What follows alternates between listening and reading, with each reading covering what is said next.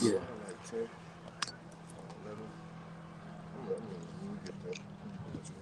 Yeah, Kanye on, bro. God. All right, Shalom. Shalom. So the brothers of Great Millstone, New Orleans, coming at you with another live camp. Before we get started, we're gonna give all praises, glory, infinite honors unto Yahweh Ba'Shem Yahushua Ba'Shem Kakadash. love honors to the apostles and the elders of Great Millstone, who taught us the truth and rule well, and peace, blessings, citations be to the hopeful elect, man. All right, and we're gonna get straight into it, because there's a lot of controversial topics out there this week. All right, you got Jake talking about all the nations, certain of the Gentiles can be saved. All right, but that ain't so, man. All right, we here to first and foremost, did I give double honors? Yeah. Okay, yeah. And first and foremost, man, we come out week in, week out to prophesy the downfall of America, in which which we know according to the scriptures is Babylon the Great, a mystery of Babylon. All right, but you have certain individuals, who call themselves prophets, who call themselves men of the law, who's changing their doctrine, all right, in order to align with the so-called white man, who is our enemy, all right, and is known as Esau Edom according to the scriptures, man. All right, now we're gonna start off. Matter of fact, give me that second Ezra 6:30. To start off, all right, on how the Lord feel about these other nations, man. All right, hold on deck. Deuteronomy 7:6. Baba Bishop, you got that? Yeah. No. I got it. All right, give me that right quick. This is Second Ezra 6 and verse 54, and it says, "And after these Adam also, whom thou hast made as Lord of all thy creatures, of him come we all." Right, of him, of Adam, what? We come all, man. All right, all of the nations, right? Because when you go through the lineage of Adam, all right, it goes all the way to Noah, all right, in which Noah started. He was the progenitor of Ham, Shem, and Japheth, all right, in which all of the nations come out from Noah, man, all right, because after Adam, all right, the whole earth was erased, and the Lord saved only who? Noah and his sons and their wives, man, all right, as well as the fowls of the heaven, all right, and the fish of the sea, man, and the walking and creeping beasts, you see. But it says after these what? It says, "After these Adam also, whom thou madest Lord of all thy creatures, of him come we all." Right, of him come we all, man. All right, so all the nations come, all right, it starts from Adam, all right, who was the first person given the breath of life, all right, which represents the laws, the statutes, and commandments, man. All right, who was Yahushua if you can't receive that in the reincarnation? Go ahead, brother. "And the people also whom thou hast chosen." Right, and the people who thou hast chosen, and who have thou chosen? All right, you so-called Negroes, Latinos, and Native Americans, man. All right, these are the chosen seed of the Most High. All right, what's that one that said in the NLT, a chosen race? Brother, could get that from me, Papa Kashaf? First T, the chosen generation. That's it right there. Get it in the NLT too. Keep going. Verse 55, and it says, "All this have I spoken before thee, O Lord, because thou madest the world for our sakes." Right, the world was made for our sakes, over whom the Lord is chosen. All right, like I said, you so-called Negroes, Latinos, and Native Americans, who are the Israelites according to the scriptures, man. All right, go ahead. "As for the other people," right, so now he's talking. Let's see who else he's talking about, right? Because we all come from Adam, you got it. But there's others that have come descended from Adam, right? That have descended from Noah. You see? Go ahead. "Which also come of Adam, thou hast said that they are nothing, but be like unto spittle, and has likened the abundance of them unto a drop that falleth from a vessel." Right, so the Lord said he don't give a shit about you other nations, man. All right, he only cares about Israel. All right, the apple of his eye. That's the only nation that he's dealing with. All right, so in the Psalms, the 147 chapter. All right, you got that? Bring it out real quick. This is Psalms 147 and verse 19. And he said, "He showed his word unto Jacob, his statutes and his judgment unto Israel. He have not dealt so with any nation. As for his judgments, they have not known them. Praise ye Yahweh." Right, they haven't known the judgments, and he's never dealt with them, man. That's point blank and period. But bring that out by y'all real quick. This is First Peter chapter 2 and 9 in KJV. It says, "But ye are a chosen generation, a royal priesthood, and holy nation, a peculiar people, that ye should show forth the praises of him who hath called you out of darkness into his marvelous light." Right. It says you're a chosen generation, man. All right, you got it in the NLT? And the NLT says, but you are not like that, for you are a chosen people. You are a royal priest, a holy nation, God's very own possession. God's very own possession, man. Yahweh's very own possession. You see? And it's been like that ever since the time of Moses and forward, man. You know? But go ahead. Okay, I got something. Go ahead. This the book of Leviticus, chapter 20 and 26, and it reads, it says, and ye shall be holy unto me, for I am the Lord, am holy, and have severed you from the other people, that ye should be mine. Showing that we completely, contrary to the other 17 nations that dwell upon the face of the earth, man. All right, the Lord has basically put a wedge in between us and them. All right, our ways are different from their ways, because our ways, the Lord ways, he likened them, he likened our ways unto his ways, man. All right, as far as being holy and separate. What you got, Doc? Yeah, but now you got Jake talking about, oh, well, that's not actually what it means. All right, y'all, we got a new breakdown this week. The Gentiles can be saved.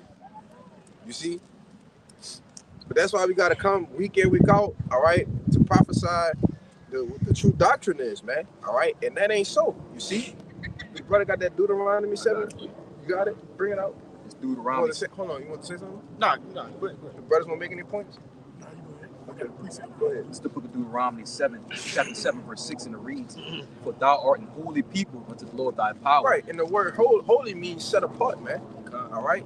It means, what's the other word? Separate, you know? So the Lord said we are separate people, all right? We are set apart from what? The other nations, man, all right? If we had the sign, we'll show you there's 17 nations, all right, that the Lord is not dealing with. He's only dealing with one nation, man, all right? He's not dealing with the Edomites, so-called white people. He's not dealing with the Hamites, all right, you Africans, man, all right? He's not dealing with Moab. He's not dealing with Ammon, you see?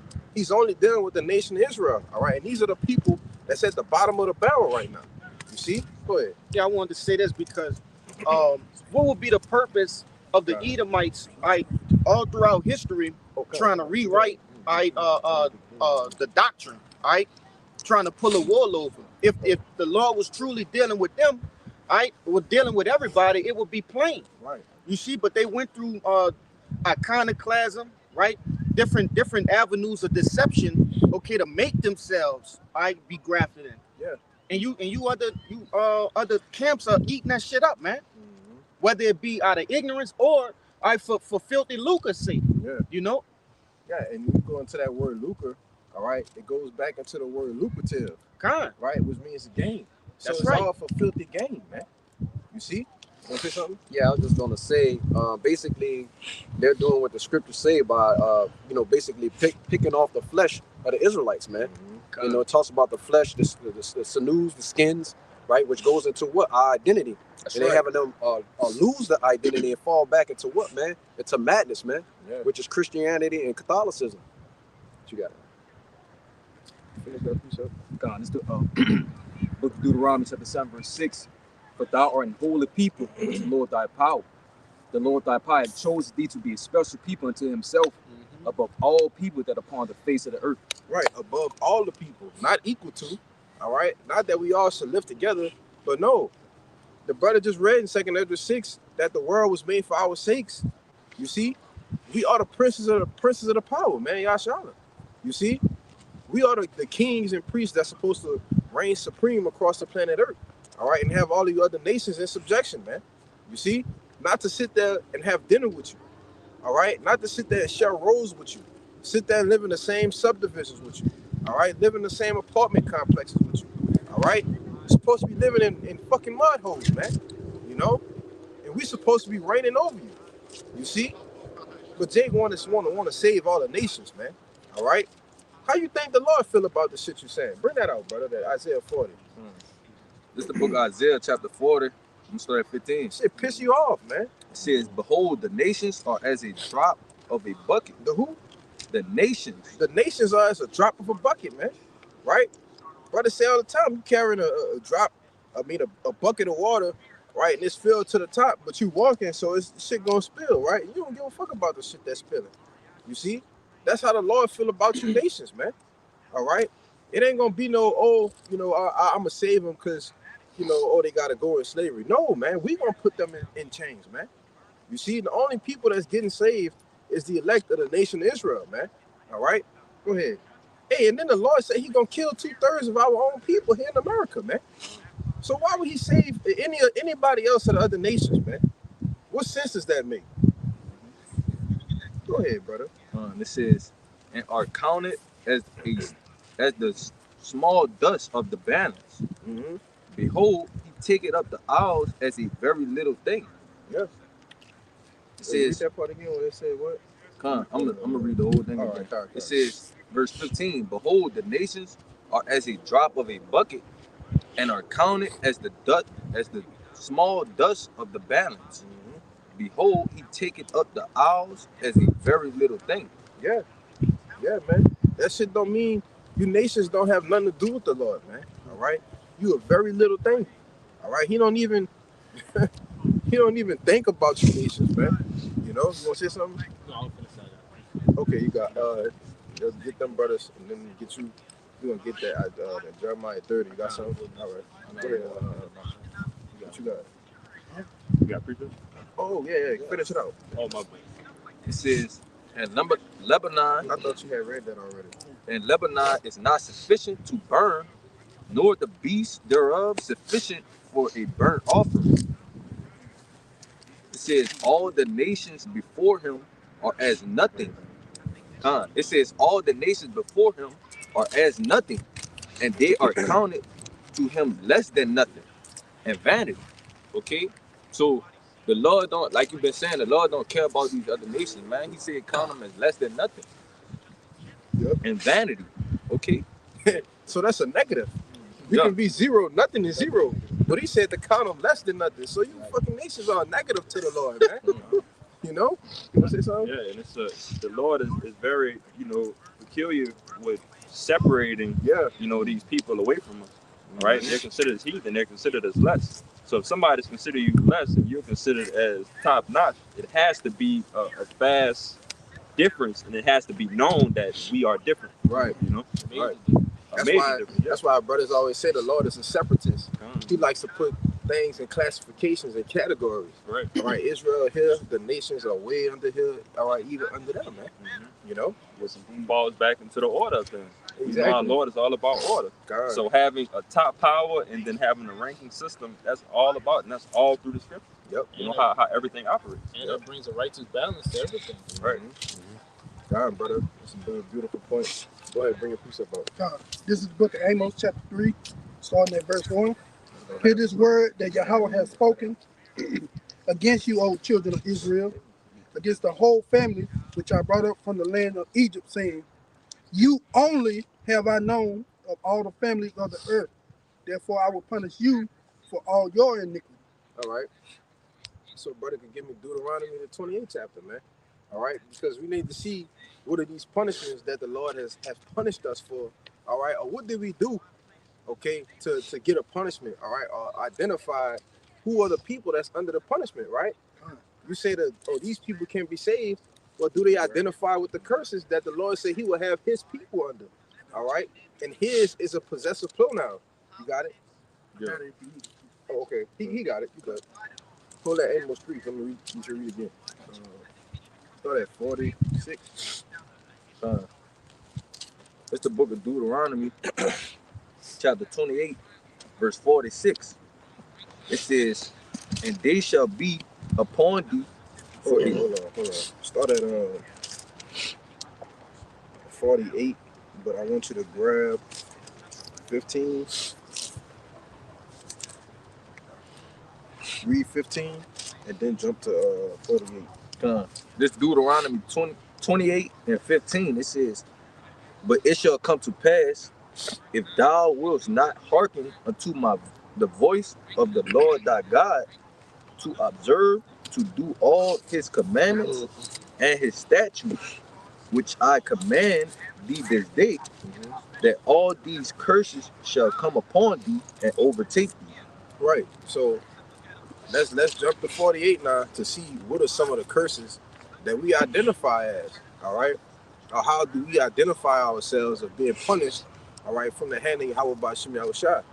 Go ahead. Verse 48, it says, therefore shalt thou serve thine enemies, which the Lord shall send against thee. Right, brother, give me Psalms 83, right? Because Israel don't know that they have enemies, man. All right. It says, therefore shalt thou serve thy enemies. So let's find out who our enemies are. All right. Got something. God, this Psalms 83 in verse 1, it says, keep not thou silence, O power, hold not thy peace, and be not still, O power.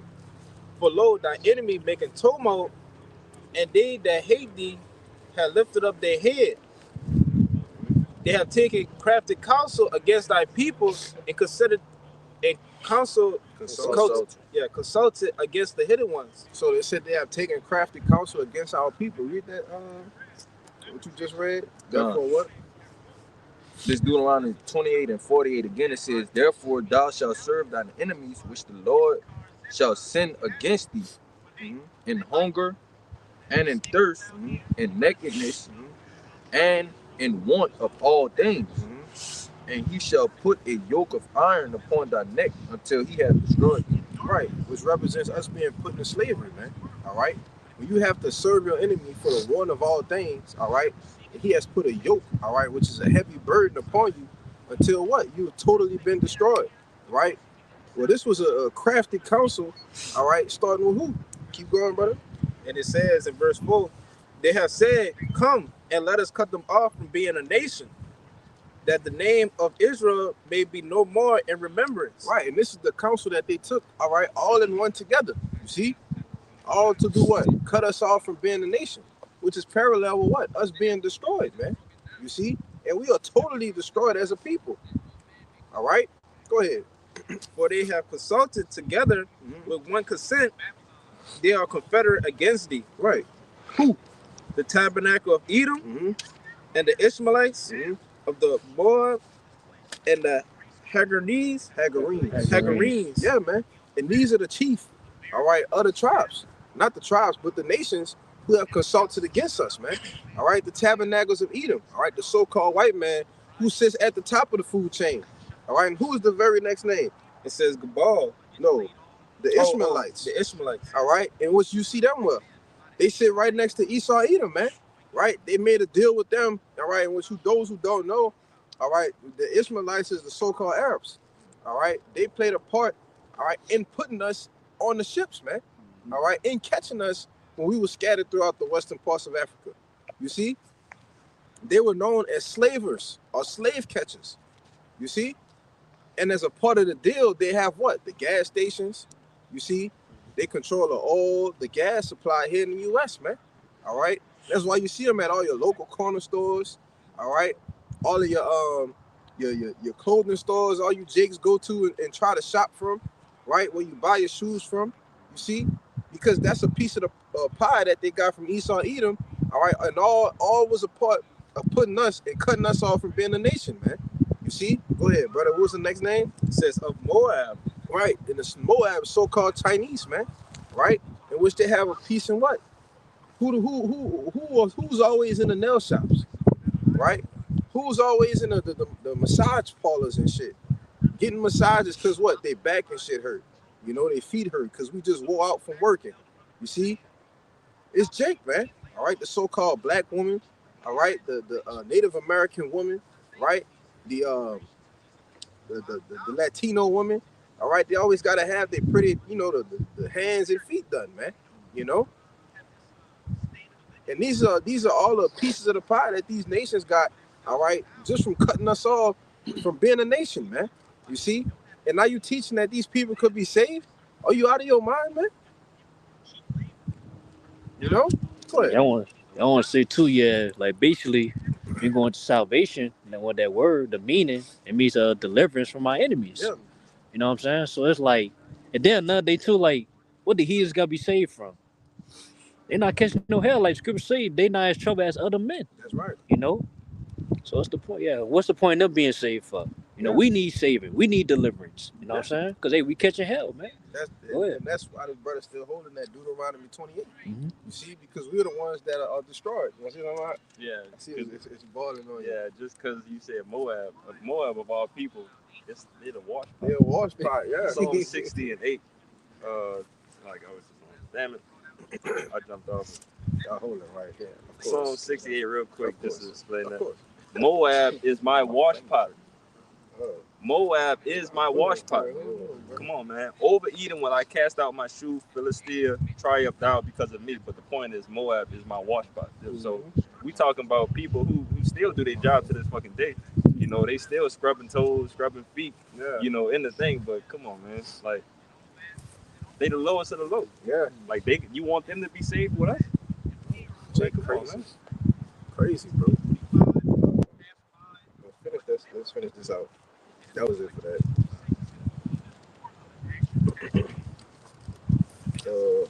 Verse Deuteronomy 28 and 49. It says, "The Lord shall bring a nation against thee from far, from the end of the earth, as swift as the eagle flieth, a nation whose tongue thou shalt not understand." Right, because we spoke Hebrew. All right, which is why when you watch them documentary, all right, or that series called Roots, you know, they beat the Kunta out of Kente, man. You know, what was his name? What's your name, boy? Toby. You know, and this nation is talking about Esau Edom. You see, they beat the Kunta out of him, man. And that's what they did to us as a people. Wasn't just him. That was an example for you Jakes to know and understand what they did to us as a people. All right, especially you so-called Negroes, man. You know, that was it. I want you to jump to 64. Barbara Shah. Yes. Deuteronomy 28 and 64. It says, "And the Lord shall scatter thee among all people, from one end of the earth even unto the other. And there thou shalt serve other gods, which neither thou nor thy fathers have known, even wood and stone." Right, which represents these false doctrines, right? These different religions, all right? But it said that we will be scattered throughout the earth, right? Now, what you have to understand that when somebody says a Gentile can be saved, this is sometimes they're speaking in the context as an Israelite fauna, all right? And we at Great Millstone, all right, we preach that Israelite foreigners can be saved, all right?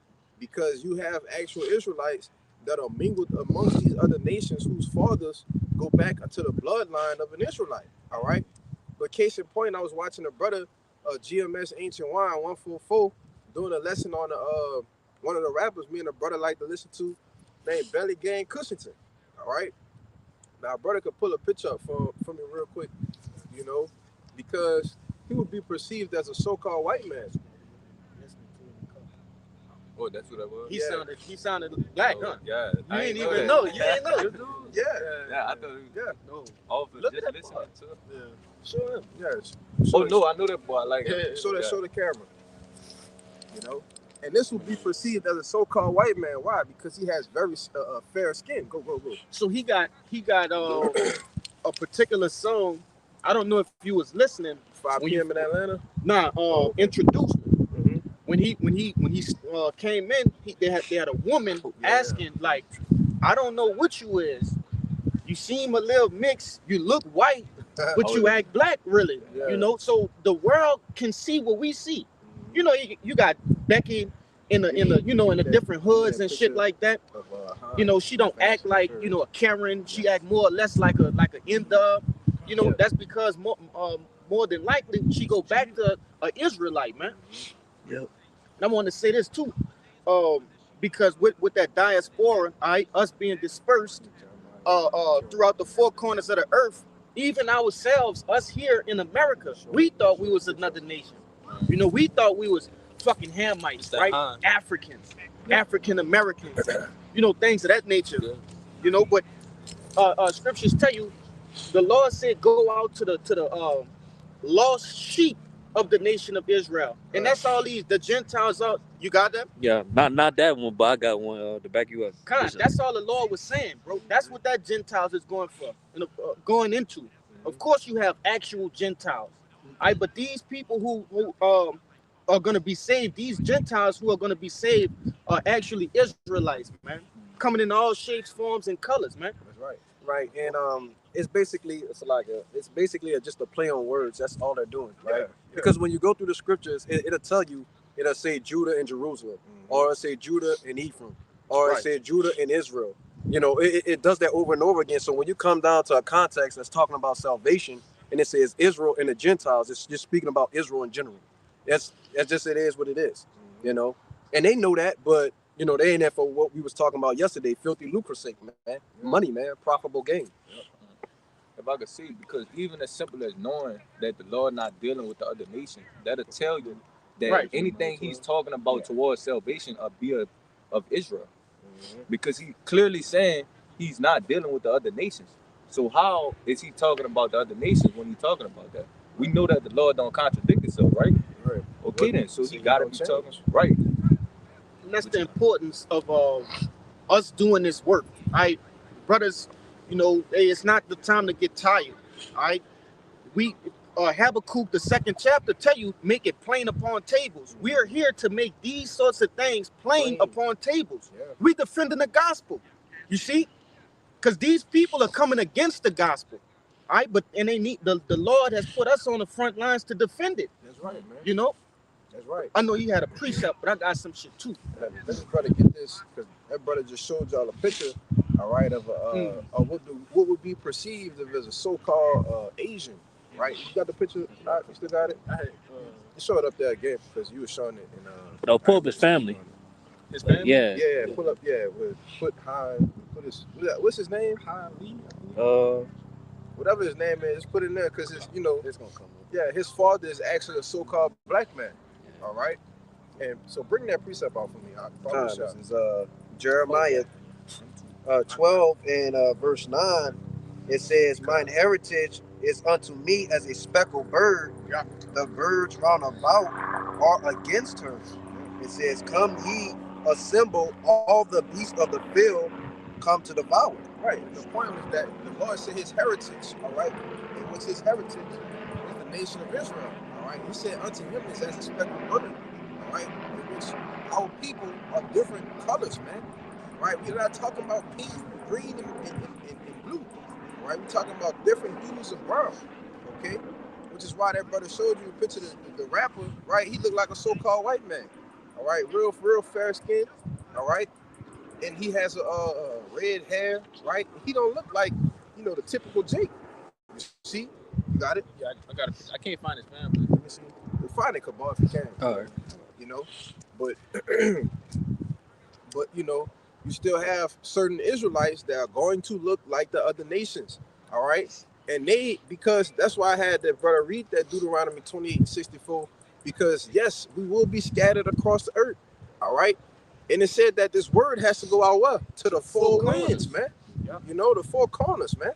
You see, and that's for a reason, so that what?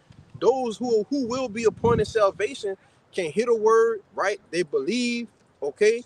And they're gonna wait for Yahushua to come, man. You see? That was it. Real quick. Yeah, that was it. Ahead, I got it. This you got something, right? Yeah. Okay. This just to back up what you were saying, I got one more too. It's this Hosea chapter 7 and 8. Hold on, real quick. Go ahead. Show that picture, Kabal. Right, you can see, because you can see, you know, look at his pops. Come on, man. Clearly a G. All right, but you can see why the Lord has the scattering of the Lord's chosen seed, man. You see? But go ahead, Art. This Hosea chapter 7 and verse 8. It says, Ephraim, he had mixed himself among the people. Yes. Ephraim is a cake not turned. You see, and ultimately, when you mix yourself amongst these other nations, right? These are lighter skin complexions and things of that nature. Over the course of time, that lineage starts to become more lighter and lighter and lighter. And while and simultaneously, they're picking up more of those customs that are native to that land. That's right. All right. You got, man, a lot of Vietnamese people, all right, are actually Jakes. You know, but like the brother said, across the whole four corners of the earth, man, you got people, you got Israelites that look like so-called Indians, right, with the red dot, so-called Moabites, right, Edomites, right? They look like these different nations, okay, but they're I'm trying to their genetics go back to Israel, man. Yeah. You know, but I had one more for the back you up too, bro. This the book of Ezra, chapter 4:1, and it reads, it says, now when the adversaries, which this brother went into the adversaries, okay, of Israel, back in that not Deuteronomy, Psalms 83, it says, now when the adversaries of Judah and Benjamin heard that the children of the captivity builded the temple unto the Lord of Israel, then they came to Zerubbabel and to the chief of the fathers and said unto them, let us build with you, for we seek your power as ye do, and we do sacrifice unto him since the days of Ishar-Hadon, king of Assur, which brought us up hither. But Zerubbabel and Jeshua and the rest of the chief of the fathers of Israel said unto them, ye have nothing to do with us to build an house unto our power, but we ourselves together will build unto the Lord Yahweh of Israel, and King Cyrus, the king of Persia, had commanded us. All right, so this was an example in history, all right, where these heathens tried again. All right, they once before tried to get a piece, all right, of building with us, man. That's crazy, bro. And what are we into right now? We're built. This temple is built with what? All right, men. Yeah, okay, spiritual. this is a spiritual temple. All right, they tried to do it with the physical temple, you know, but the answer is still the same. No, it was no last time. It was no before that, and it's no again, man. They have nothing to do with us. Good. Right, because constantly in history, like you were saying, history repeats itself, right? Right. So in history, the heathens have always wanted to worship our power. That's right. That's something they always wanted to do because we had the power. You know what I'm saying? So in like manner, we're coming in the same things, you know, now in today's time, and it's after the same manners. But like you said, the answer is still the same, man. The answer is hell no back then. It's the same then. The Lord don't change, right? You know, the scriptures tell you that. You know, therefore you sons of Jacob is not consumed. And therefore it says you sons of Jacob. It don't say the sons of everyone. Right. It says the sons of Jacob, which goes back to the Israelites. Yeah. Yeah, but if I could say, that's why, you know, we always see these other nations and they, you know, you got Jake get on the rug, man. Jake wash their hands. Right. Make sure they clean before they not Jake, but you know, these other nations, right? And I'm talking about the Arabs, for example. I'm using them as an example, right? They go wash their hands, they lay out the little mat, and they go hamdallah, you know, they do their shit because they think that they serving a true power, man. You see, and they carry themselves as such when you deal with these upper echelon Arabs and you know these different Saudis and different people like that, you know. Because they think that they actually are the people, right? But here it is, we telling Jake they the people, and Jake like, yeah, all right, that's cool, but I'm still gonna go do my thing, Right. you know? And what the scripture says, it says the God of Abraham, Isaac, and Jacob. Yeah. Not the God of Abraham, Isaac, Ishmael, or Abraham, Isaac, Moab. The God of Abraham, Isaac, and Jacob. That's point plain. What they don't get. Right. The scriptures say not I have Abraham as my father. So the Lord said I could make these stones out of the children of Abraham. Right. You know what I'm saying? Yeah. You know, so that goes back into that lineage line. Abraham, Isaac, and Jacob, man. Yeah. And by you saying that excluded, all right, all these other nations. All right, Abraham went to what? To Isaac, okay? And what you had come from Isaac, who you had come from? Jacob and Esau, man. Yep. He said Abraham, Isaac, and Jacob. He didn't say /. Esau with him. No, he made it very specific. All right, there's no blend in that. You know what? When the brother he made a point earlier, you know, kind of going into the Lord is a separatist. All right, when you're a separatist, you don't have a middle ground. There's no gray area. All right, the Lord isn't about having a gray area. You know, he makes everything very specific, man. Yeah. So it won't be confusion. You know, but hey, Esau, he is the confusion. Right, being that spiritual counterpart of Satan, man. You know, I mean physical counterpart of Satan. Salaki. Start at 13. You got it. Yeah, second This is second Esdras 3 and verse 13, and it says, now when it says, now when they had lived so wickedly before thee, it says, thou didst choose thee a man from among them. Right, and this what I want to say to back these brothers up on the points they was making. It's all about who the Lord choose. Yep. All right, because here it is. You had Esau. He was the firstborn, but the Lord ain't choose Esau. You see? Go ahead, brother. And it says, Salakia. Let's see. All right, and it says, unto them, it says, whose name was Abraham, him thou lovest, and unto him only thou showest thy will, and madest an everlasting covenant with him, promising him that thou wouldest never forsake his seed.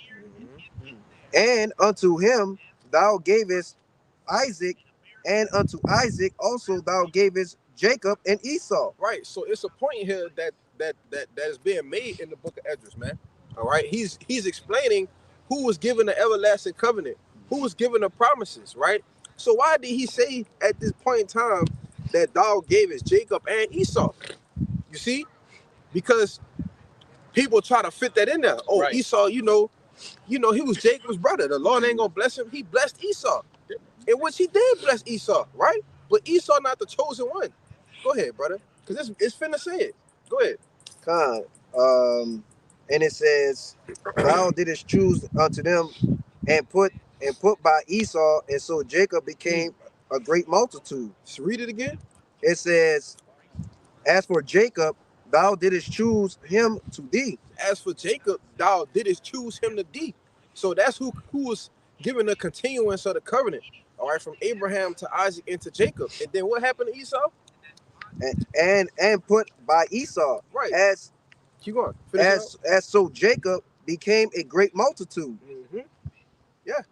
So the shit was put by Esau, man. Meaning he wasn't given it, right? Neither do he have any dealings, all right, any promises that's going to be included with Jacob, all right? It was put by him, man. You know? Good. Like I said, because like you said, he was blessed, but he got his blessing now. Yeah. Okay, which is why when that second round comes, that's gonna be for the Israelites. You got it. Yeah, that's why the Lord gave everybody a fair shake, man. Right? All these nations had their turn in having Jake in oppression. All these nations had their turn in ruling. You see? But let's get those two before we go all the way off and not ever get to them. I'm gonna say this real quick, because the reason why he put him by, because Jacob sit there and say, well, the law was unfair. Because you gotta explain that too. Yeah, you know, I got the precept in Hebrews to back that up. Yeah. But nevertheless, Esau despised his blessing. Yeah. You see, he sold his blessing. Yeah. So that's why he was put by. Because according to our customs, your firstborn is supposed to get the greatest blessing. Yeah. All right. And Esau was the firstborn. Right. But he despised his blessing and sold it to Jacob.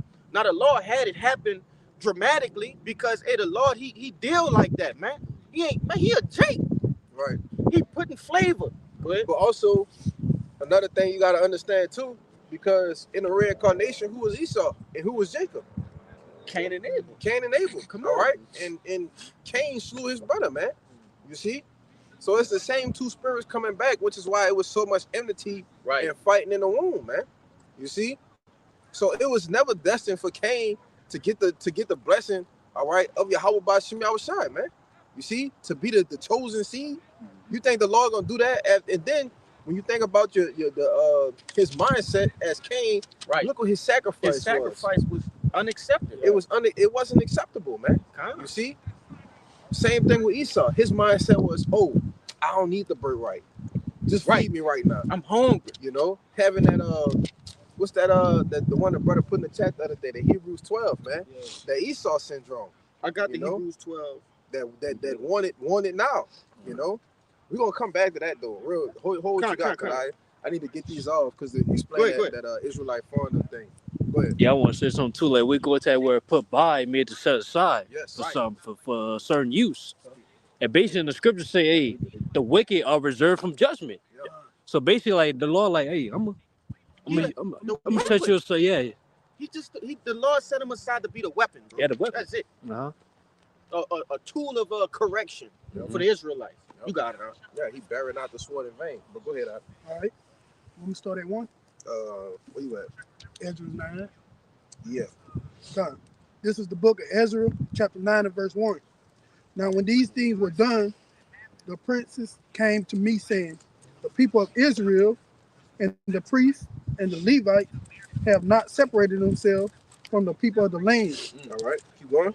doing according to their abominations, even of the Canaanites, the Hittites, the Perizzites, the Jebusites, the Ammonites, the Moabites, the Egyptians, and the Amorites. For they have taken their daughters for themselves and for their sons, so that the holy seed may be mingled themselves with the people of those lands. Yea, the hand of the princes and rulers have been chief in these trespasses. Yeah. And this is when you had Jake living amongst what is it called, all these different nations in the 4th chapter. All right. And it tells you what they were doing. All right. Mixing and mingling the seed. All right. Now you got the Nehemiah, because we're going to come back to that. There's a little more. This is the book of Nehemiah, chapter 13. I'm going to start at 23. It says, in those days also saw I Jews that had married wives of Ashdod, of Ammon, and of Moab. Right, and these are different nations, man. All right, Ashdod is dealing with, the Amalekites. All right, who are Edomites, man. All right, you have who's it? Ammon, Moab. Oh yeah. You see, these nations were meant to be concubines. All right, that's nothing more, nothing less. All right, it's a concubine. Right, your wife is only supposed to be an Israelite woman. You see, why do you think the Lord out of one nation created 12 tribes, man? You see, because it is. Listen, brother, we men. When you deal with the tribes, brother, it's all different flavors. Me personally, I don't need to deal with the other nations at all. You can deal with the so-called Dominican, right? The Mexican woman, right? Which Issachar, Simeon, man. I can't get enough of the bumper clots, hey. Man, say, bro. Huh? Jake love those snow bunnies, man. Jake, Jake knows. But when you deal with the other with the other nations, right? Jake want to take and marry them, right? And that's why I brought this out to back up the point, because when you do this from generation to generation, what starts to happen? Your children come out lighter, all right? They don't have that so-called dark complexion anymore, right? And they actually start to look like the other nations, man, right? And this is a part of being scattered across the earth, but this was happening in the ancient times, right? So how much more today? You see, that's why I tell you in Hosea 1 that Israel is as the sand of the sea, man. Yeah.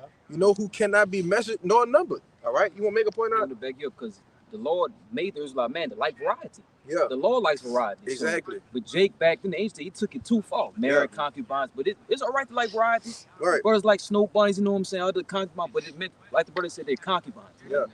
You got it out. Because you start to lose your heritage, man. That's the point. You start to serve other gods, and we got the perfect example, which was who? King Solomon. I was just going to say that, man. Hey, King Solomon, he had the knowledge, wisdom, and understanding, right? The riches. Yeah, go ahead. I'm getting ahead of myself. Go ahead, bro. I'm at 24. Y'all got it, bro. Oh, let's go wrap it all up, brother. This verse 24, Nehemiah 13 and 24, and it says, and their children spake half in the speech of Ashdod, and could not speak in the Jews' language, but according to the language of each people. Verse 24. Read again. It says, verse 24 again, it says, and their children spake half in the speech of Ashdod, and could not speak in Jews' language, but according to the language of each people. Okay, because that's what was happening when we was mixing and mingling with the other nations, man. We started to not even be able to speak our natural natural tongue. What was what? The Hebrew. Okay. Yeah, start following the ways of the heathen, man. Yeah. Yeah. Read it again. Look on. Nehemiah 13 and 24 again. It says, and their children spake half in the speech of Ashdod, and could not speak in the Jews' language. Right, which this is a heavy matter, man. Right, and because the Hebrew, all right, is the strongest, the most potent language on the planet Earth. All right, that's how we stay attached to our power. Right, as it says in the prologue of Sirach, Sirach 1, the things other than Hebrew, all right, have not the same power to them, man. You know, when they are translated into another tongue. You see, so then you start to do what? Worship their gods, follow their ways, offer their sacrifices, all right, their burnt offerings. That's how you start to go off, okay? And we have the staple in the scriptures of King Solomon, man. You see? Go ahead, finish it out. Verse 25. Okay. You want to get that? You want to finish that? Then we want to get that king. It says, and I contended with them and cursed them and smote certain of them. Hold on. He said he what? I contended with them. What does it mean when a prophet say he contended with somebody? Yeah, he put hands on them, man. Because, and we're going to get it in Esdras. What his reaction was to Jake mingling the seed, all right? Mixing and marrying these other nations, man. You see? So if we are not supposed to mingle, and we can mingle, right? You can pop them, right? They're a concubine. You don't marry them. They're not supposed to have our children, man. You see? Because that causes us to go off, right? And if he's doing that as us, you know, because we still carry the seed as a man, all right? But if he's doing that to not mingle our seeds with the other nations, then why would he save the other nations anyway? You see? When it's just a small thing, it's just popping them and dealing with them. You see? Want to say something? Yeah, just real quick, because marriage is a sacred custom within the nation of Israel. When you marry with somebody, it's the joining of two households, right? You know what I'm saying? My resources are your resources are my resources. Okay? Well, when you do that with the other nations, you basically inherit all the things, all the practices, all the customs, all the beliefs, the morals, the traditions, the values. You don't want to do that, man. That's going to, like what they're saying, basically make you fall from your power, you know, and make you weak, so to speak, in the spirit. Yeah, what you got more? It says, but that also shows you how serious this is, man. It tells you that he smoked some of them because of this. Verse 25 again, it says, and I contended with them and cursed them and smote certain of them and plucked off their hair. Right. So he beat their ass, man. All right. Smote them, you know. For what? For mingling and marrying and you know, dealing with these other nations, man. You see? Causing our people to forget their heritage, causing our people to forget their true language. You see? Want to say something? Yeah, that's what I got a scripture for. That's why the Lord says in Deuteronomy 7, verse 3. Neither shalt thou make marriage with them, thy daughters, thou shalt not give unto his son, nor his daughter shalt thou take unto thy son. For they will turn away thy son from following me, that they may serve other gods. So will the anger of the Lord be kindled against you and destroy thee suddenly. That's plain. That's why the Lord said that, man. Yeah, man. That's not supposed to, man, mingle with other nations because they will forget our heritage, man. Exactly. So we'll start serving, the heat of customs, man, which, the example as the brother brought out is King Solomon. Yep, we got that. Yeah, brother. go ahead. We got that on deck. Read this word marriage for me, right? Because contrary to popular belief, all right, people think a marriage is just when you go, right, you go to the altar and dearly beloved. You know what I'm saying? That's not what well, according to the scriptures, marriage is totally different. Bring it out. This is marriage in the Zondervan dictionary. It says marriage is an intimate personal union to which a man and a woman consent, consummate and continuously nourished by sexual intercourse. By sexual intercourse, man. All right. So you meet a woman, all right, and you go and pop her, right? In which when you do that, you're cutting into her, all right. You break the hymen or whatever, which you know ain't no more hymens out there. I can, you know, it's over with. But you know, this is what marriage is. All right, that is consuming of popping, right? Which is why when Mary, all right, was found with child, all right, because Joseph popped her. You see, he had to put her away because it's a whole process to it. The token of virginity, you know, where they throw the sheets with the blood out the window to prove that she was a virgin. That wouldn't have been so she would have had to get put to death, man. Carrying your house shot, you see? Go ahead. I want to say this because you know when I read that that Leviticus, you see that I think it was Leviticus 20, 21. But nevertheless, it's showing you, you know, how serious the law, statutes, and commandments is, and how, you know, how serious us being separate from these other nations is, man. All right, hey, these things are punishable by that we talking about. Now look at our people, you know, they gone. Yeah, I was just gonna say, because look at the level we at now. Off of mingling with the nations, dealing with the nations, we at this low point that the Lord got to come back and save us. Now. Con. This Nehemiah 13, 25, it says, I contended with them and cursed them and smote certain of them and plucked off their hairs and made them swear by the Most High, saying, ye shall not give your daughters unto their sons, nor take their daughters unto your sons, or for yourselves. Verse 26, it says, did not Solomon, king of Israel, sin by these things? Question mark.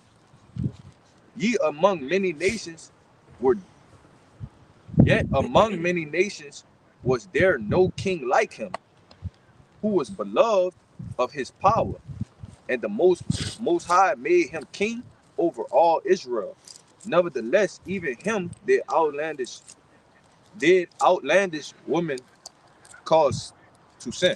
Right, and even King Solomon, man, who the Lord, which we know as Yahushua, the reincarnation, again, all right. But he went off dealing with these other nations, man. All right, but give me that. Hold on. Give me that. Finish that out. So like it is.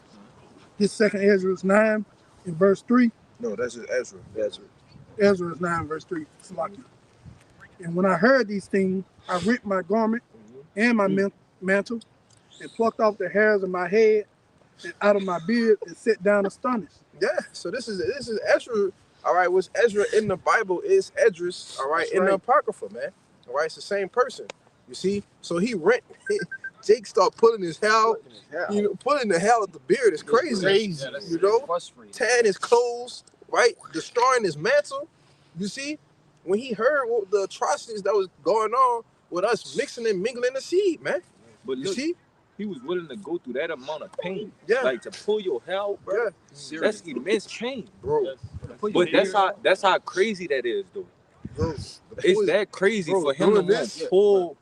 Tears are coming from your eyes. Yes. That was our forefathers was built different, bro. Yes. The strength to just pull your beard hair out, bro. But see, man, the significance of plucking your hairs out, it shows that you're in a state of mourning. When Ezekiel, not Ezekiel too, but I'm trying to remember who went up the mountain. David. Nah. When he called for the she bears to kill the children. Talking about Elisha. Elisha plucked out all his hairs, and it was telling him what? Go up, thou bald head. Go up, because he was lamenting for Elijah. You see, so when you see in the scripture somebody plucking out their hairs, that's not just a random act. It's showing you that they're in mourning. It's a visual representation of that. Yeah, and I just want to add on to you, which goes to show that they knew what happened. They saw what happened. They said, go up too. Why don't you go up there with them? You know what I'm saying? But instead, you down here. You know what I'm saying? Hey, that was a good point, because you just sparked in my head. That's also part of the customs. If we take over another nation's land, concubine take a woman, she's supposed to shave her head to lament. And a pair of nails too. Yeah. Bring out that concubine. Bring it out, brother. This the word concubine in the online etymology, and it reads, it says a woman so like a woman who cohabits with a man without being married to him. You see, when you go down, it says also recognized by law, a wife of inferior condition, a secondary wife. It says one who lives unmarried with a married man or woman. Oh, but that's adultery, right? See, but they don't understand the scriptures, man. Yeah. An Israelite man is supposed to have more than one woman, man. All right. That's why you see these you see the word polygamy out there. All right, because they're understanding that the woman is understanding that they can't just do this by themselves, man. All right, it was never intended for it to be that way anyway, you know. But the Israelite man is supposed to have more than one wife. All right, when I say a wife, I'm talking about an Israelite woman. Okay, he can have as what Solomon had, what 1,000 wives, man. You see, and it was nothing. 700 and 300 concubines, right? It was 1,000 in total. Yeah. That's what I'm thinking about. Let me bring this last little part out. It says the word itself from concumbere, to lie with, to lie together, to cohabit. You see, so what you mean? What it mean to lie down? I didn't mean to, to have sex, man. Yeah. But it's telling you that this is an unmarried woman. Right. And the B, that means she don't have a man. That's right, man. A man has a woman, okay, but a woman can only have one man. A man can have multiple women. That's right. But go ahead and make your point. Because even if you, because this is a very simple thing to know. Yeah. Because it's obviously way more women than men. Exactly. So how would it even be possible for one woman per man? That's not even sensible, man. Can I add one thing to you, brother? And the other thing you have to add to it, women can only have one birth, a year. I was thinking that, man. So if you have one birth a year, you may have twins, you may have triplets or whatever. But if you're talking about Solomon that had that 1,000 overall of the women that he's dealing with, that's 1,000 plus children that could be born in that year. So that leads to being fruitful and multiplying, rather than one woman and one man. As again, it goes back and lessen the numbers.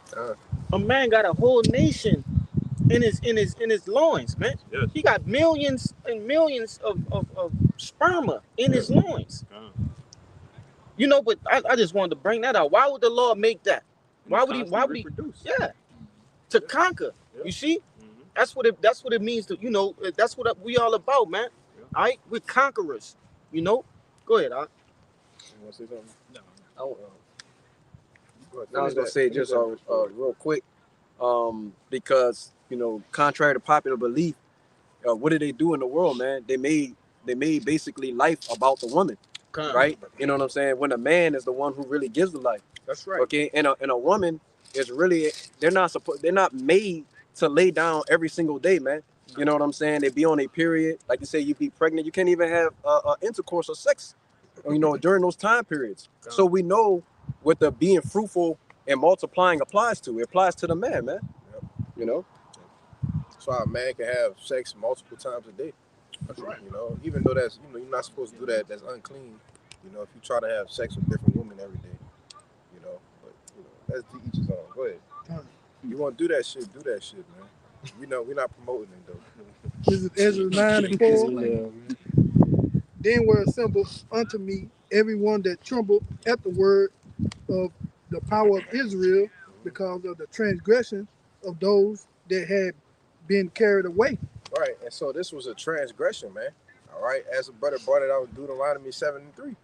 You see, and what you go into the word Deuteronomy it just basically means a second reiteration of the law. The word duet means two, or the second. All right, so it's a second reiteration of what we should and shouldn't do. You see, just because it ain't in Leviticus, it's not the law. No, the law is all over the scriptures, man. That that was pretty much it right there. Oh yeah, I was gonna say too. You going to that word precept? It means commandment, and that reminds you, man. You gotta do. I want to get this first. This is 1 Corinthians 12:1, and it says, "Now concerning the spiritual gifts, brethren, I would not have you ignorant. Ye know that ye were Gentiles carried away unto these dumb idols, even as you were led." Pretty much going into us being mingled with these heathens and taking on their own customs and stuff like that. Messing up the heritage on the way down. This is the reason why we became these so-called Gentiles. But we could get that. Let me get that 1 Kings 11.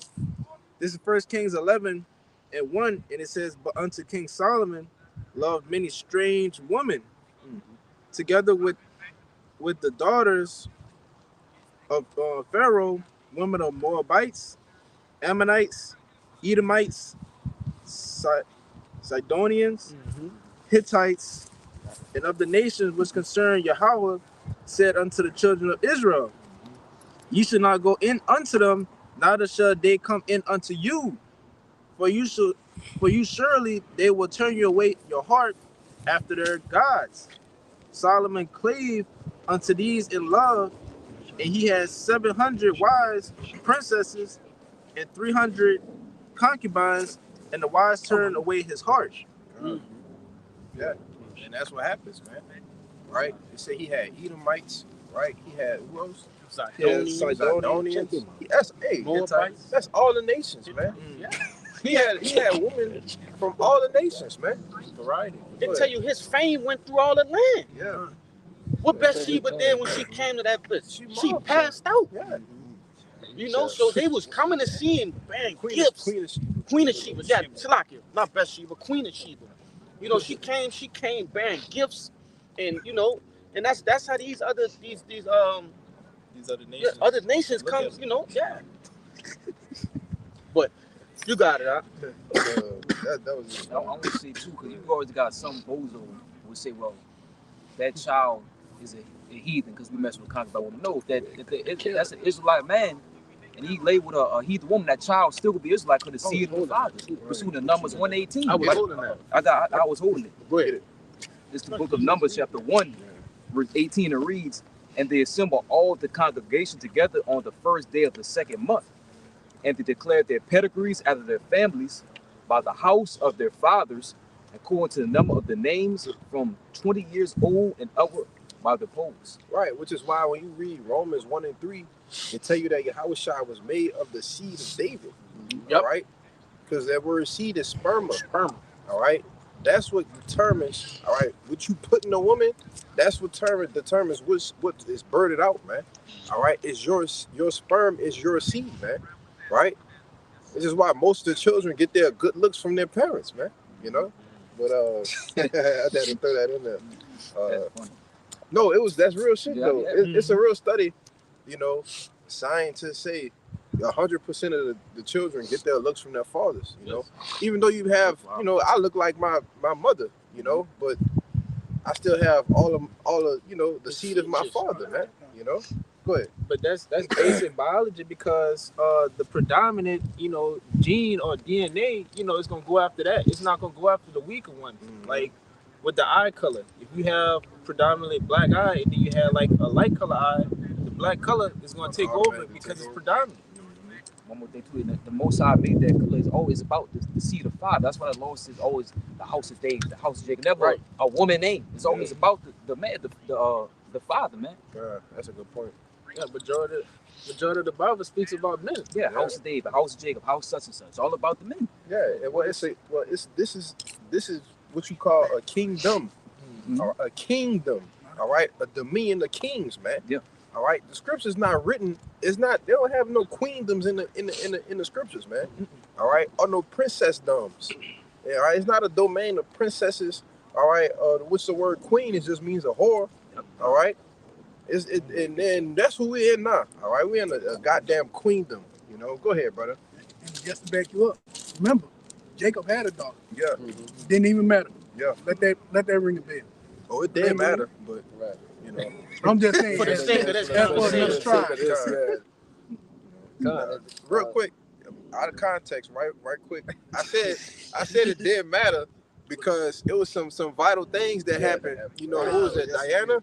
Was it Diana? I believe Dina was the same, you know, tomato. But it was some shit that went down behind Dina, man. You know? Wow. Yeah, first daughter of Israel, you know? It's a staple in the scriptures. You should read it. Go ahead, brother. I just wanted to add on what the brother was talking about when you mix and mingle the seeds. You know, most of the other nations, and especially chiefly Esau, Edom, they have recessive gene traits. So when you mix and mingle your seed amongst them, you know what I'm saying? Yeah, we have the predominant gene trait. So some of our people come out looking more like us rather than them. And another thing is, you know, we get a lot of this mother lineage stuff from basically the small hatters, man. They the ones who are carried on with the idea and concept that it's all about the mother and her lineage, man, which is not true according to the scriptures. All right. but what was that a part of? Them taking away our heritage, man. Taking a man out the house, okay, and lifting the woman up. Yeah. Jake gonna fight, you know, for their fucking life to make sure that you involve the woman. You know, you can't constantly tell Jake that, all right, the woman, she plays a part, you know, she plays a part to birth the child, you know, and so on and so forth, nourish the child, feed the child, and so on and so forth. But if you tell her that,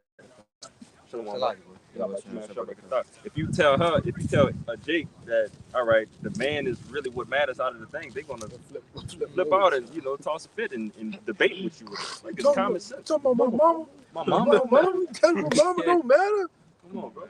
Nigga, my mama raised me, nigga. Man, she don't matter. Yeah. She played a crucial part in it. Yeah. You know, but another person can fill that role. Yeah. You know, and my seed can still come out. Can still come out. Hey, look, we still all gonna be here, and we wouldn't if we didn't have the same mother, the same man to be here. We might look a little different, Right. but that same spirit, that same seed, that your father put in a woman, it could have been put in another woman, man. Right. And you will still be here. Right. Yeah. You know? Yeah, that's why cause it's like husbandry. Yeah.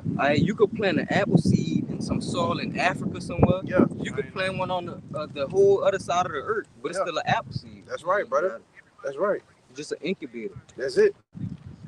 I want to say this too, because they, you know, this pretty much a disclaimer, because a lot of times, you know, they get sour when we get on this particular topic.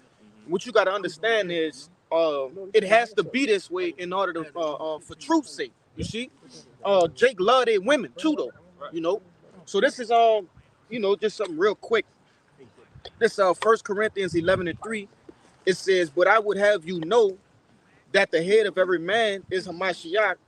No, Slakia. Where I'm at? No, I'm not looking for that one. Oh, right here, verse 7. Slakia. 1 Corinthians 11:7. It says, "For the man indeed ought not to cover his head, for as much as he is the image of the glory of Yahweh, but the woman is the glory of the man." You see, so I want to bring that out so they can understand, because you do have a few sincere Aquat out there who watch for edification purposes, right, and not lumber shopping. Okay, but you know, hey, we love our women too, though. You know what I'm saying? If a hit dog gonna holler every time when we bring out this particular subject. You know, it's a very controversial subject, but this is just the proof of the pudding, man. All right, we have to recorrect what has already been misconstrued through the like this brother went into through Esau Edom, man, through the devil. Go ahead. Yeah, but that's why it's another known fact that men, all right, or daughters, sons or daughters that's raised by their father, it's like a 3 out of 4 possibility that they'll have a more successful rate in life versus being raised by their mothers. It's like 10 to 20%. Man. That's real. That's real shit, man. All right, but go ahead, Azari. You got something? Yeah, I got it. Okay. I know. This is But now you got something? Romans 15, verse 4. For whatsoever things was written beforehand was written for our learning, that we through patience, seriously, through patience and comfort of the scripture might have hope. And I brought that out to let everybody know the stuff that we brought out. We brought out because it was written before times for our learning. So y'all be asking, well, how do y'all know who the Gentiles is? We go back to the Old Testament. So we're showing you things to where the Lord said, like number 1 and 18, he goes after the Father. We showed you where there were Israelite foreigners who were born of women of other nations and looked like them, but they still were Israelites. But you got it out. And that was in the Old Testament, right? Which that happened again in the Apocrypha, man. Which, you know, there's no such thing as an Old New Testament. That's right. It's a volume of the book. Yeah. All right. It's a law in the prophets, man. All right. We read in the prophets that happened. That's right. You know, and we also went through another thing. It's called Hellenization. You see, and to the point to where we were forced. All right. Our fathers. Let's get into that, bro. Give me First Maccabees. What's that? 2. First Maccabees 2. Matter of fact, give me that one with Eleazar. Give me that. That is like the first Maccabees 6. Come on, little pocket. I got the first Maccabees. Wait, You got the chapter 141. I think that's it. I got that one for Antiochus. Yeah. This is real quick. First Maccabees chapter 1 and 41, going into Hellenization. Moreover, King Antiochus wrote to his whole kingdom that all should be one people, and every one should leave his laws. So all the heathen agreed according to the commandment of the king. Yea, many also of the Israelites consented to his religion, and sacrificed unto idols, and profaned the Shabbat.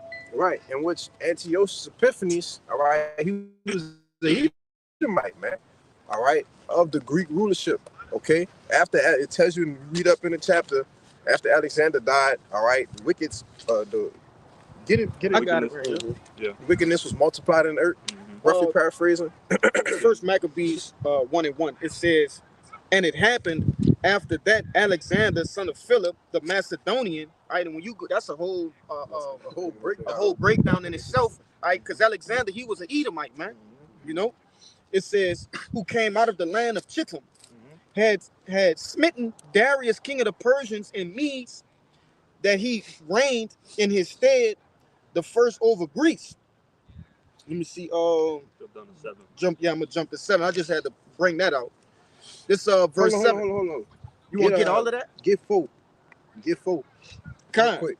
This verse 4, it says, and he gathered a mighty strong host and ruled over the countries and nations and kings who became tributaries unto him. Right. So Alexander, right, what you go into Daniel the 7th and the 8th chapter, it speaks about, the he-goat. Okay? That's right. The one who just trampled down these other nations because he conquered the known world back in that time. That's all right, right, before the coming of the Roman Empire.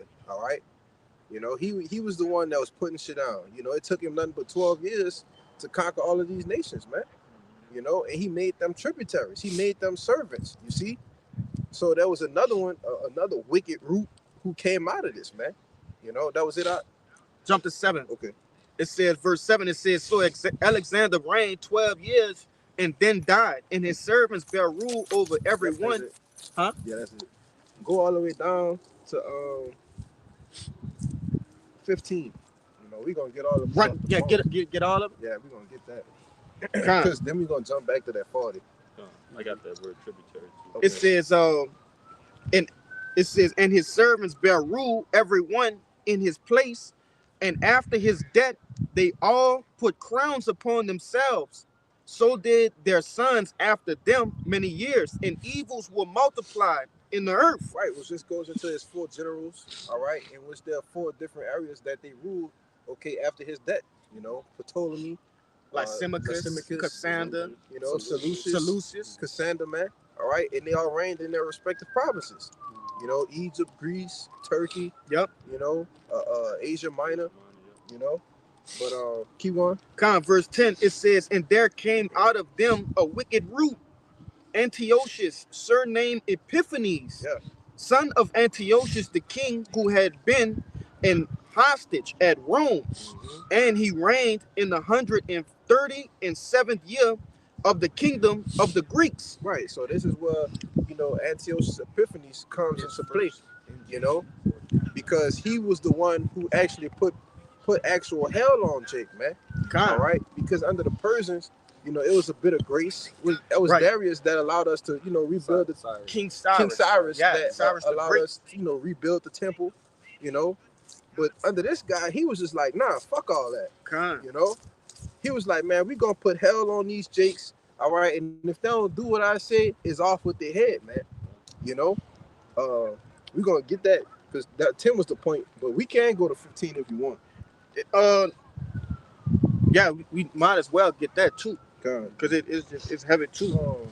Verse 11, it says, in those days went there out of Israel wicked men who persuaded many, saying, let us go and make a covenant with the heathen that are round about us, for since we departed from them, we have had much sorrow. So this device pleased them well. Then certain of the people were so forward therein, it's like herein, that they went to the king, who gave them license to do after the ordinance of the heathen. So you had basically these Israelites who was turning people over, right, into Greeks. You see, through persuasion, they were persuading them. They're like, hey, they coming against us so hard that we might as well just do what they say, instead of dying on your sword like a man. It says, verse 14, it says, whereupon they built a place of exercise at Jerusalem, according to the custom of the heathen, and made themselves uncircumcised and forsook the holy covenant, and joined themselves to the heathen, and were sold to do mischief. Right, in that place of exercise, that's the gym. Which that word gym goes in the gymnos, right? And they basically just was working out completely nude, man. Right? Uh, uh, uh, yeah, bucket, bucket naked, man.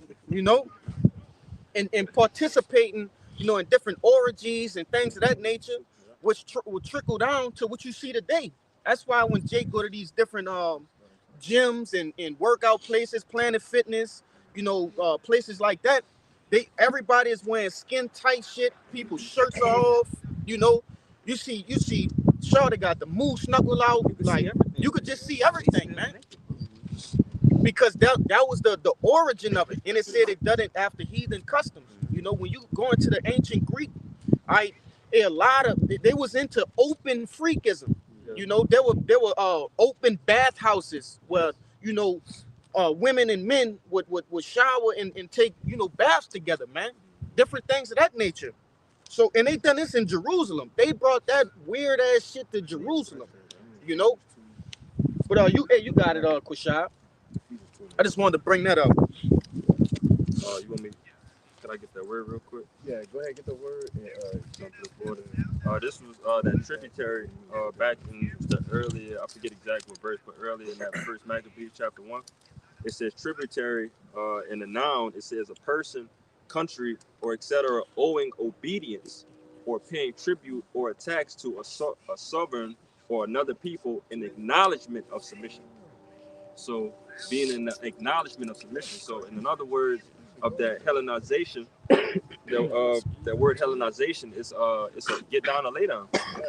So if you're not getting down with their customs, so on and so forth, they're going off with your head. All right, which many of our people fought, to not allow that to happen. But a lot of our people got down with the program, which pissed the Lord off even more. And what's that word Hellenization goes, into a couple of different words, which goes back into Hellene, which means Greek. Right. All right. So they basically Greekanized us, man. Right. Right. Which is why you have Jake all into the Greek mythology, doing the Q-dog shit, all that shit that goes back to the Greco-Roman Empire, man. Hey, that literally was what it was, though. The Hellenization was the forcing of Greek customs on our people. Yeah. You got it, Bayan. Back to that first Maccabees chapter 1 and 41, it says, moreover, King Antiochus wrote to his whole kingdom that all should be one people, and everyone should leave his laws. Yes.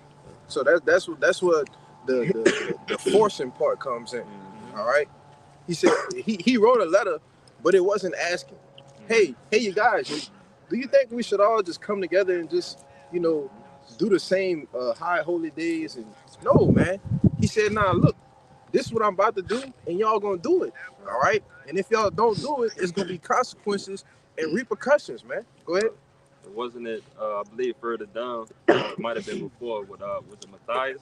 They got pissed off at the Jake going up there to listen to him, and ended up slaying him down before he got up to the altar. On sight.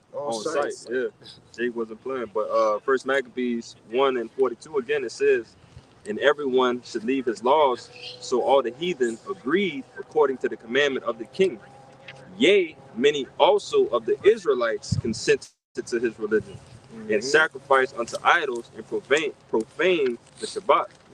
For the king had sent letters by messengers unto Jerusalem, and the cities of Judah, that they should follow the strange laws of the land. Where you at? 44. 1 and 44. Jump to just keep going. It says, and forbid burnt offerings and sacrifice and drink offerings in the temple, and that they should profane the Shabbats and festival days, and pollute the sanctuary and holy people. Right. So this is the forcing. All right. Like they literally said, look, don't keep no Sabbaths. Right. On a high holy day, profane the temple is just to mean it means to be outside the temple. Yeah. All right. This is where the abomination of desolation comes in. You know, bringing in the abominations into the temple. Yeah. You know, what was it? Pigs. Pig. You know. And sacrificing unto idols, man, you know? And it even goes further if you read down, you know, more through the Maccabees, that our people was hiding in caves trying to hold the Shabbat. You be holding that. Oh, kind. We holding that. You know, let the scripture speak on that. But that's how heavy and deep this thing got. You know, if you at the point that you got to hide during the Shabbat, that means that you're fearing that somebody's going to take your life, you know, if you get caught. You know, so that's how you know how serious this was. Yeah. But continuing on, you want me to continue? Keep going. It says, verse. About to say about that swine flesh. 47.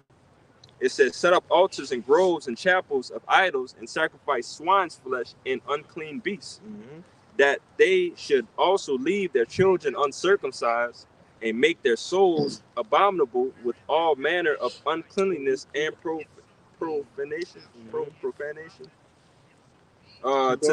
to the end that they might forget the law and change all the ordinances. Read 50.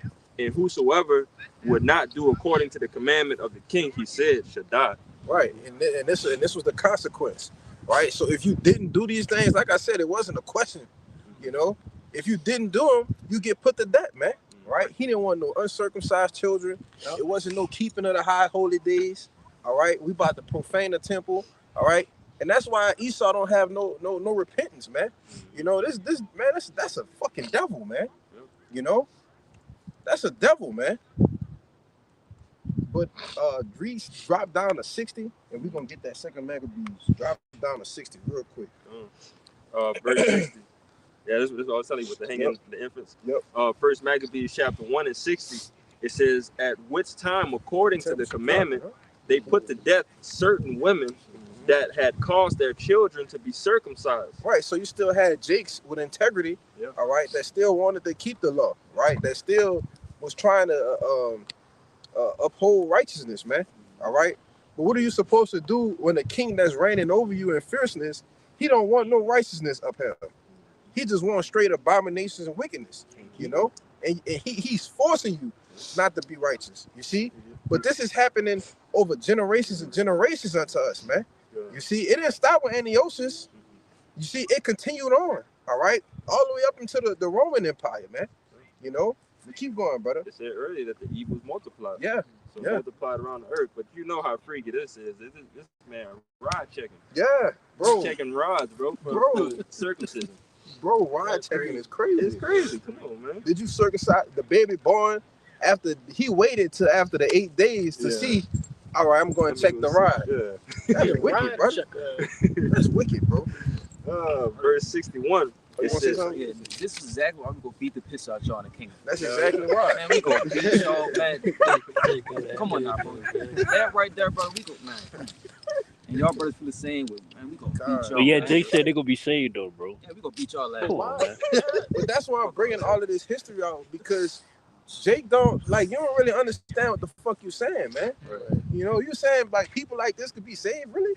Come on. Hey, but the time changed, man. Yeah. Time changed. That's the that bitch ass give and forget. Yeah, forgive and forget. That kumbaya spirit. Everybody get along. That's bullshit, you know? man. No, that's not gonna be it, man. And the Most High required past, man. Exactly. Because we bringing out the past. Come on, man. But First Maccabees chapter 1 and 61, it says, and they hanged the infants about their necks and rifled their houses and slew them that had circumcised them. Howbeit. So wait, real quick, because that's just for circumcising. You hanging infants, man? Come on, man. You see? But this is the atrocities that these people have done against our people, man. All right, and there's gonna be a judgment written for that shit, man. You know, these things has thou done, and the Lord kept silence about that shit, man. Go ahead, bro. This is what we know. This is written down, and then we got other things that we hear from word to mouth, or probably could see pictures, you know, of things that they could show us. But it's even worse than that. What the hell they was doing to our people? Yeah, we don't even know about it, bro. Come Think about what they did to us over here. Yeah. The same shit, even worse. Yeah, probably 20 times worse. You know, that was it. No, they got more. Okay. I can read it all the way out. Just that's cool because brothers got a lot of precepts. We about to start winding down. For sure. Well, you had read 61. Yeah. That's cool. Give me this second Maccabees. Come. That's cool. So like that's cool. There you go. This is the book of 2 Maccabees, chapter 6, verse 6. It says, neither was it lawful for a man to keep the Sabbath days or ancient feasts. Right. So this is another reiteration on what was going on. All right, go ahead. It says, or to profess himself at all to be a Jew. So it got to the point to where you couldn't even call yourself a damn Israelite no more, man. All right. It wasn't lawful to say, "Oh, I'm a Jew. I'm of the tribe of Judah. I'm a tribe of Levi. I'm a tribe of Benjamin." That wasn't even lawful. But they could be saved though, right? Go ahead, brother. Verse That's 7, ridiculous, bro. it says, and in the day of the king's birth, every month they were brought by bitter constraints to eat of the sacrifices.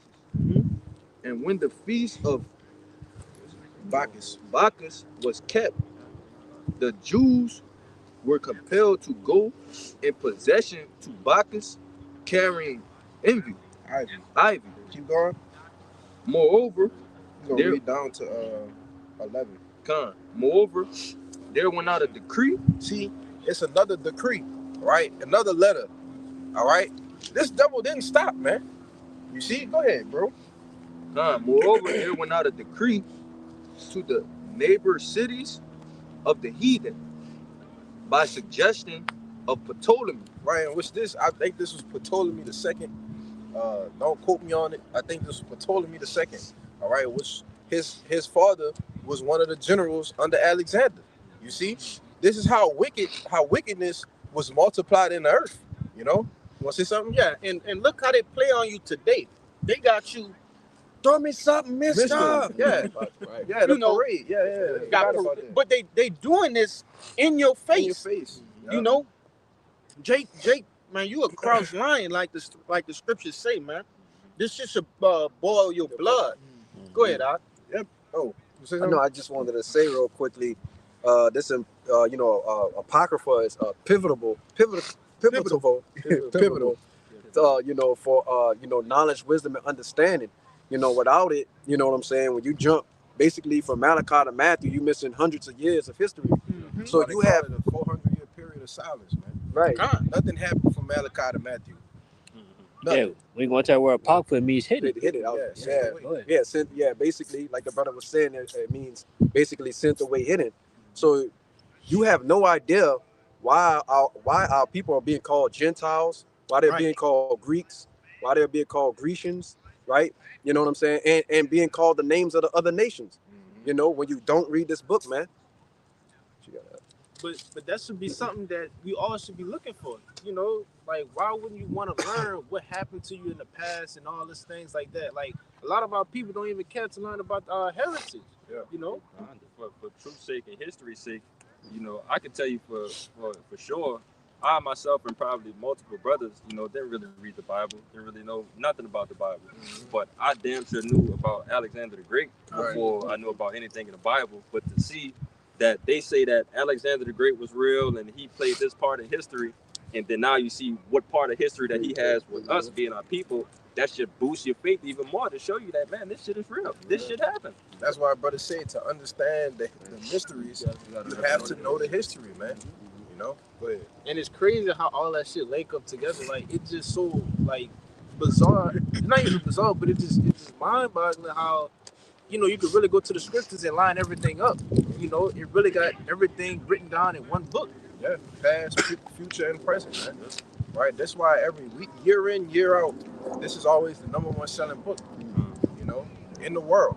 Only the elect can obtain it, man. Only the elect can obtain it. That's I right. want to say that's why Romans 11 tell you that had not Israel obtained that which he's seeking for. What do our people seek for? A place in the world, right? Somewhere where we can call it, home, which they don't even understand that this is our home, relying in these scriptures. But it says, but the elect have obtained it. Yeah, and the rest was blinded. And the rest was blinded. Yeah, Right. Finish this out. You want to finish that out? 2 Maccabees 6 and 8, it says, moreover, there will not a decree to the neighbor cities of the heathen by suggestion of Ptolemy against the Jews. You see? Go ahead. That they should observe the same fashions and be partakers of their sacrifice. And whoso would not conform themselves to the manners of the Gentiles should be put to death. Then might a man have seen the present misery. Right, and just to make a quick clarification, this is talking about the heathen. All right, these Gentiles are talking about the heathen, man. All right, it's not talking about Israelite foreigners who is making them do this. No, it's talking about the Grecians. All right, who were Edomites. Go ahead. For there were 2 women brought who had circumcised their children, who when they had openly let round about the city, the babes hanging at their breasts, they cast them down headlong from the well. And others that had run together into the cave nearby to keep the Shabbat day secretly, being discovered to Philip, were all burnt together, because they made a conscience to help themselves for the honor of the most sacred day. Right. So you have people just trying to keep the Shabbat. We just want to keep the Shabbat. And what happened to them? They were burnt to a fucking crisp, man. This is the atrocities committed by the so-called white man. All right. This is the hell that he put on our people. You see? What? I said, who you trying to save? Yeah, who you trying to save, man? You know? But this is what happens when you get presented with a bag, all right? Just to continue in this society. Go ahead with your precept. Get y'all 2 brothers. It's Isaiah 10 and 1. With that. It says, woe unto them that decree unrighteous decrees, and that right grievousness which they have prescribed. And these precepts that the brothers been bringing out, those is unrighteous decrees, man. Yeah. Right? And it says, woe unto them. Right? So death and destruction. You gonna tell me, Esau got repentance, man? Don't make no sense. Go ahead, Kalai. Go ahead. Yeah. I'm going to get this out of the book of Esther, because you have a certain feast day basically called Purim, which means the Feast of Lots. And it's going to go into specifically, what happened, and what's the judgment. All right. This is the rest of Esther, or the rest of the book of Esther. And I'm going to start at verse 8. It says, and the nations were those that were assembled to destroy the name of the Jews, right? So just like the brothers have been going into, they've always wanted to what? Destroy the Israelites. That's right? And it says, and my nation is this Israel, who cried to God and were saved. For the Lord have saved his people, and the Lord have delivered us from all those evils. And God have wrought signs and great wonders, which have not been done among the Gentiles. And this goes into the other nations. So you're getting a clear separation. You're getting the Israelites, right? And you're getting the Gentiles, which are the other nations. And it says, therefore have he made 2 lots, one for the people of God, the Israelites, and another for all the Gentiles. Okay, so that goes into what, man? The Lord has a separation between the Israelites and the Gentiles in the final days. And the next verse is going to say it. It says, and these 2 lots came at 1 hour, at the hour and time and day of judgment before God among all the nations. So the Lord is going to come to save who? His people, which are the Israelites, who he's going to have mercy on, and all that Gentiles that's left in Babylon the Great, they're going to be completely destroyed. Which are the actual heathen, man. One more verse. It says, so God remembered his people, the Israelites, and justified his inheritance. So the answer is no. If you're a Gentile here in Babylon the Great, you're not going to get salvation, right? You're not going to be saved from trouble. Okay. What chapter you read? This is chapter 10. So Oh. like, or it might be 9. It says a part of 10. Yeah, kind of. I will see. You got chapter 4, verse 9 on there. Yeah, I think you talking about the regular Esther. Yeah. That's in the Bible. Oh no, it's in the apocryphal book. It's in the apocryphal. But don't worry about The one that. on the phone different from that. Yeah. From that Yeah. I said, don't worry about it though. Yeah. Just get it if you got it. Kind. It's Esther in the apocrypha, chapter 4, verse 9, saying, "O Lord, Lord, the King Almighty, for the whole world is in thy power.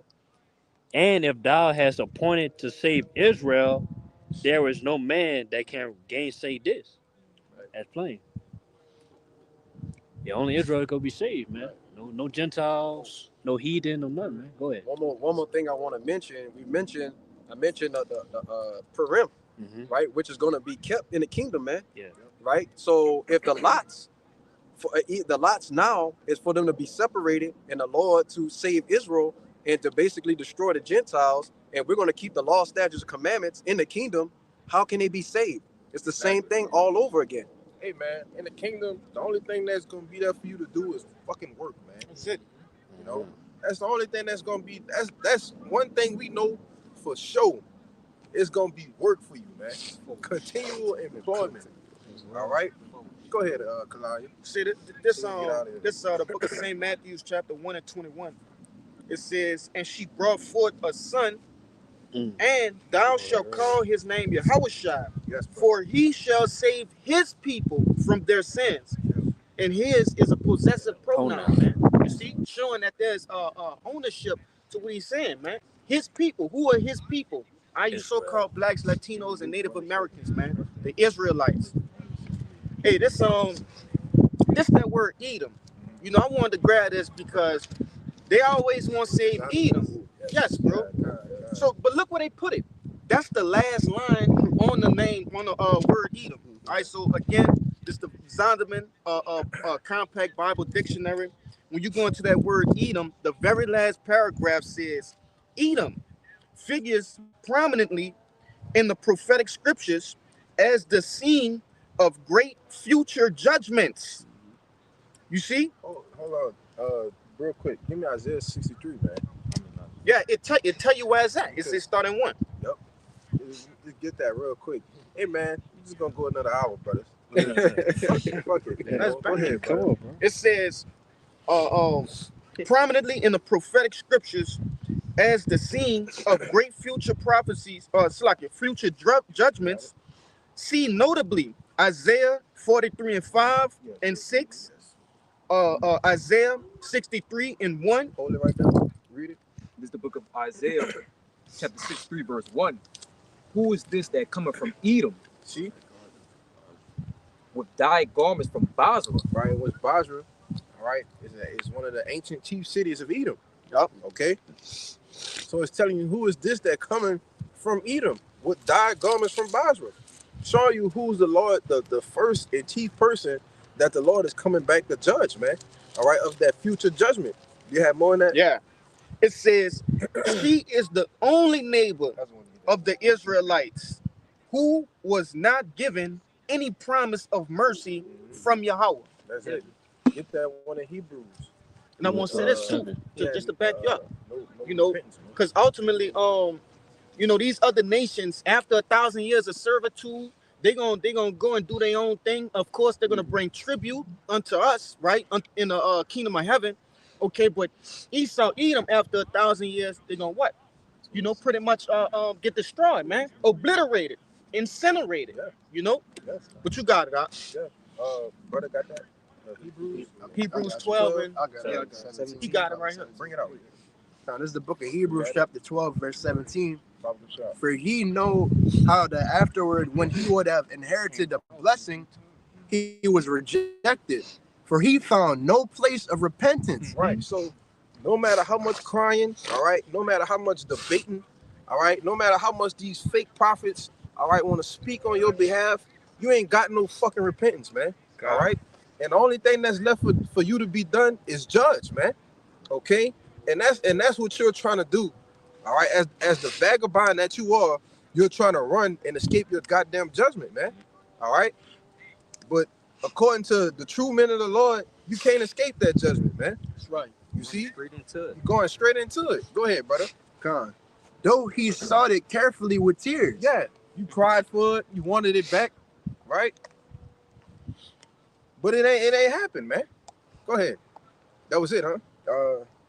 Yeah, I think it got one One more verse. I think Oh, it's 16. that was it. That was the yeah, point. that was. Give me that one. Give me that one in that. MSG. Yes. I got Yes. Yes. Absolutely. God. This is Hebrews 12 in MSG. It says, watch out for the Esau syndrome. Trading away God's lifelong gift in order to satisfy a short-term appetite. Yeah. You well But see, know. real quick.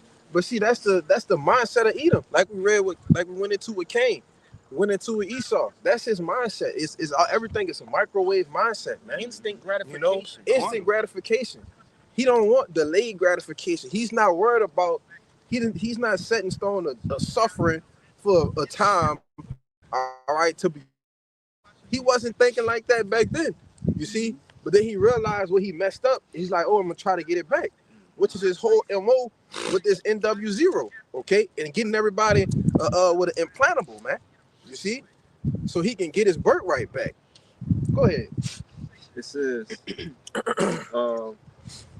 you will know how Esau later regretted that impulsive act and wanted God's blessing, but by then it was too late. Yeah. Tears or no tears. Tears or no tears, Tears man. or no tears. It's too late in the real way. Go ahead, Art. This is Malachi 1, Verse 4. yeah, verse. I'm gonna start at 3. And it says, and it says, and I hated Esau and his mountains and his heritage waste for the dragons of the wilderness. Verse 4, it says, whereas Edom said, we are impoverished, but we will return and build the desolate places. Thus said Yahweh hosts, they shall build, but I will throw down, and they shall call them the border of wickedness, and the people against whom Yahweh have indignation for forever. Yeah, man. You don't have no repentance, and the Lord is always gonna have a perpetual hatred just for you. We do too, man. All right. It's like you hated you had a perpetual hatred against us.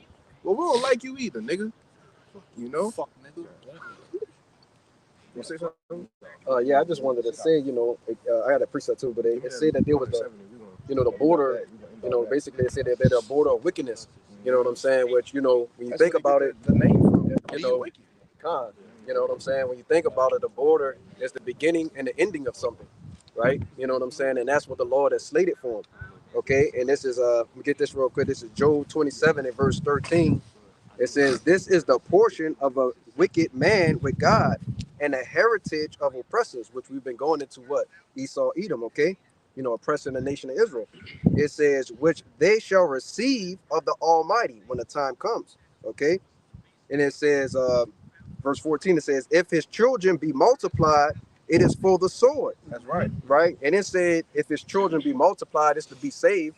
It said it's literally for the sword, Yeah, right? because you have the wicked who have to come back and receive their judgment, which is the thermonuclear fire, man. Some of you are coming back just to get put to death by Yahweh Shai, man. Yeah. That's why I tell you that in Revelation 1 and 7. Even those who pierced him. Hey, man, you going to come back, whoever was guilty of that, and hey, man, the Lord going to put you to death himself, man. Yeah. Go ahead, bro. And his offspring shall not be satisfied with bread, which goes back into what that first Maccabees, the first chapter, when it says that basically when the people will multiply, evils grew in the earth. So this is the heritage, right, of what's going to happen to the people who oppress the Israelites. Okay, basically utter destruction. Yeah, I got one. Yeah. Con, this Romans 9:13. I'm gonna read it in the NLT. It says, "In the words of the scriptures, I love Jacob, but I rejected Esau." Right, and I got that word "reject" in the online etymology.